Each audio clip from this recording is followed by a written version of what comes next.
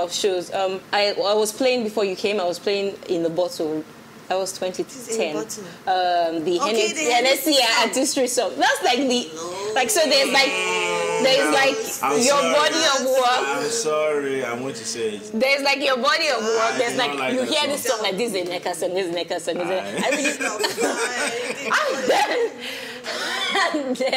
I'll not forget the first time I saw that. And I'm sorry, I was on the floor dying. No, she didn't do the. But in fairness to them, it was the first one. I was supposed to produce that track in the first place. That's what the whole idea was about. Before the Cass Beats now wanted to make it more commercial. They decided to go with him. In fact, I was not even around at that time. The stuff that I recorded initially now became something else. So they took the vocals and put it on some. Anyway, cut long story short, I decided to do my part as authentic as possible. So it's like, if you notice, yes, I even that makes it even weirder. Yes, I know, it's really that weird. Makes it even weirder. I'm the only person sitting on a tree. Like everybody's like in the club with their Hennessy. It was beaters that they had in the beginning. And then they just see Nneka in some white dress. Yeah, that makes it even weirder, even when you're listening to it. It was a collage of what the fuck. Yeah, it was weird. It was very weird, but it was hilarious. I thought it was all about being, artistic. That's how it is. It was not about they realize that the they drink. want to make something. No. And I told them, I said, due respect. I'll give them. I said, okay, look, it was the first time. I guess they're trying to it was experiment. hard. They called you back. Everyone after that. And offered you, say, was the pay good the first time? Like, did you get? Did I get paid? Wow. Oh no, I hope you got paid for that. What you did? I think I did. I did, but yeah. Most of them went to my NGO, and that was another thing. Anyway, I don't want to start going into detail. So if they called you back with like 5 times the check this time, would you? No.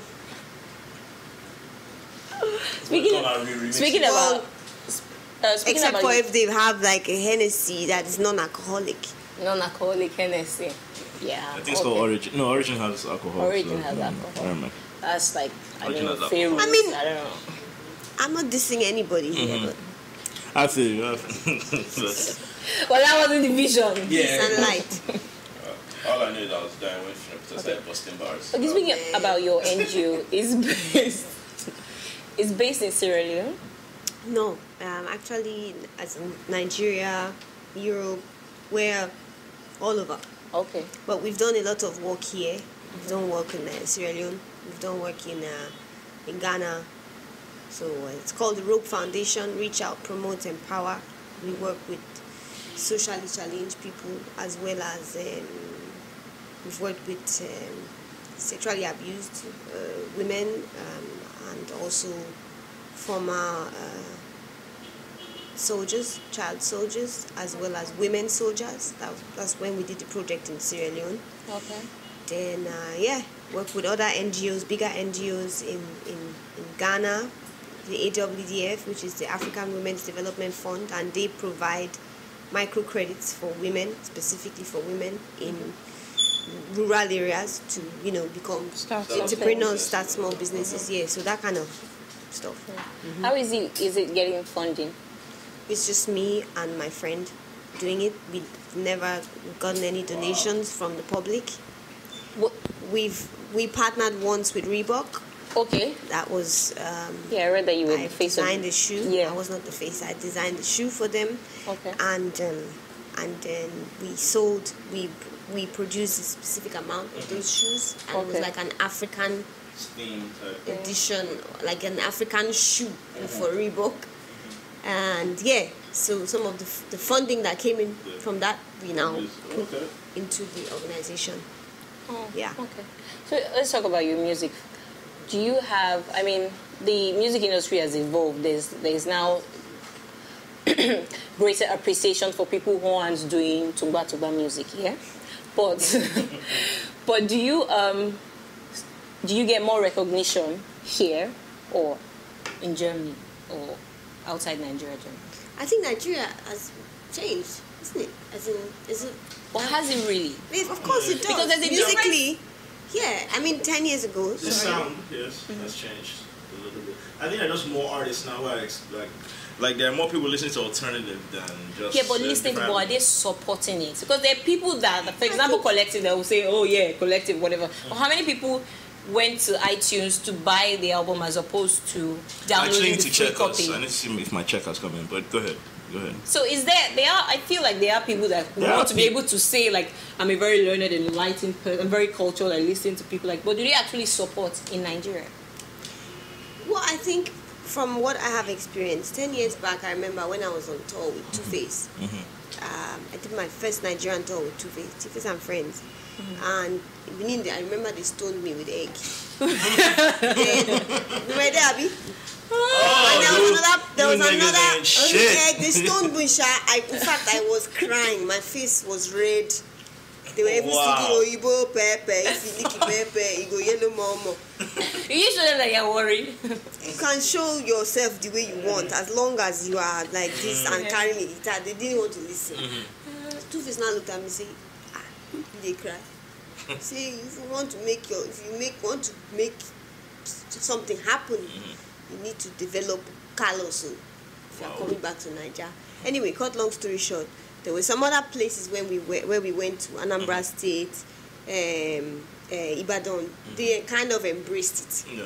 But now, after 10 years, that time I was really frustrated. After 10 years, I've seen, I took it really serious at that time to like, I'm coming back home, I really need to get my music out. And then in the end, I just got so tired. The moment I stopped trying to please, it's the moment that I felt, okay, we're cool now. Preach. Just do what you want to do.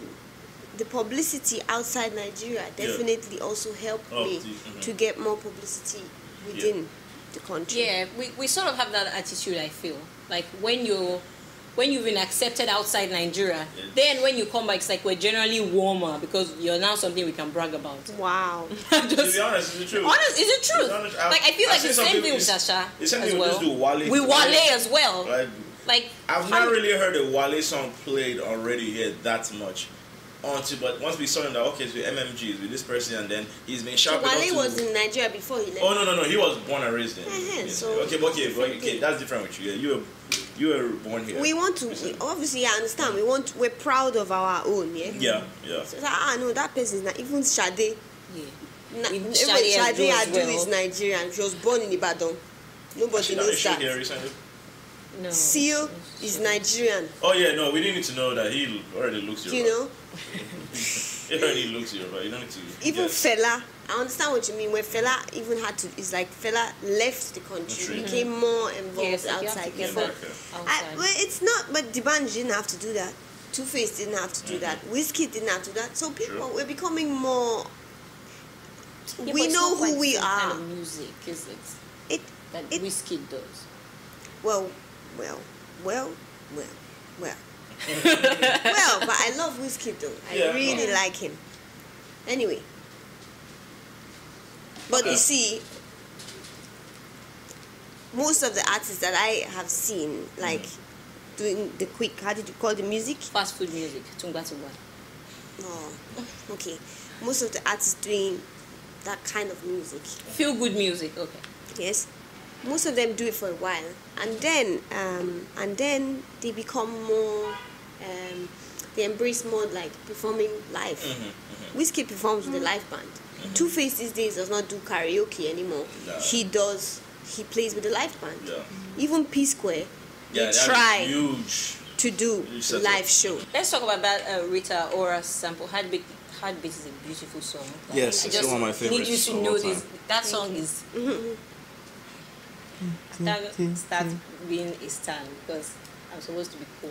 Anyway, when you listen to the song, did you like it? I listened to her version. Definitely. I first of all didn't understand it, what it was all about. I was wondering like, okay, and then I now understood that it's about some guy. That is, she's with some other guy now, and so RIP to your love. Yeah, like. But child, seem to feel her. I'm in love with someone else or something. I'm a child to you. It's okay. Interpretation is alright. Sorry, speaking of collabs, how was that with Nas? Like, were you in the same room, or was this a situation where you just sent in his verse? With Nas, I went on tour with Nas. Yeah, she told me. Oh, The Heartbeat track though was not done in the same studio. Okay. Yeah.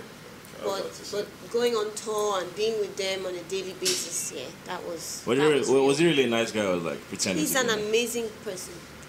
I love him. He's like he's very encouraging. You know, he doesn't talk much. Okay. He's more of an introvert and speaks wisely. He doesn't overtalk. Some heroes don't disappoint. This is my personal experience, and yeah, he's like a king in his thing, in his own. You know. I think if I ever met him, I'd just say, "How do you feel to tell Jay-Z? Fuck Jay-Z." That'd be the first thing I ask him. Just be an asshole.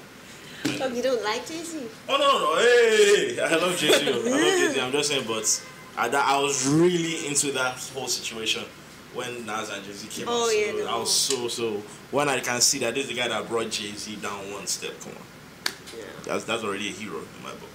One day Nas will work. No, Nas is legend to me. Yeah, legend. Yeah. Okay. Yeah. So, is there anything you would like your fans to know? What is next? Any upcoming projects, singles, videos that they should expect? We're going to see you on Toilet Seat more. Touring by God's grace. You know, releasing an album. That will be next year, hopefully. Is it titled yet? No title yet. Working with Kid Konnect to make this whole thing happen. Don't roll your eyes. I'm actually being talented. more here back home, doing a couple of shows, and then touring, just touring. Yeah, so that's all for today's episode. We have been speaking to Nneka, who is actually very cool, and she doesn't come with airs, which is nice because there are people who don't have this amount of international exposure on their shoulder is already like this. Anyway, say some names. If you're not scared. This was Tons of Fun, and it was lovely having you. Names. Thank you for coming on the show. Thank you very much. We hope that Tech recovers from his dysentery and learns to watch what he eats. We love you, bro. What he eats. Dysentery. Yes. Bro, man. Okay, so my name is Ireti. We've had Nneka in the studio. Kid Konnect. Sorry, I just have to say one. Rest in peace, 5 Dog from A Tribe Called Quest. May God rest his soul. Thank you for the great music and the great memories. Disrupt TV is on Twitter and Instagram. Follow us. We love our stalkers. Chase us. We are on Twitter and Instagram at Disrupt_TV. And The Breakfast Club is also on Twitter and Instagram at Breakfast Club NG. So we'll come your way next time. Be safe. Use protection. Mwah.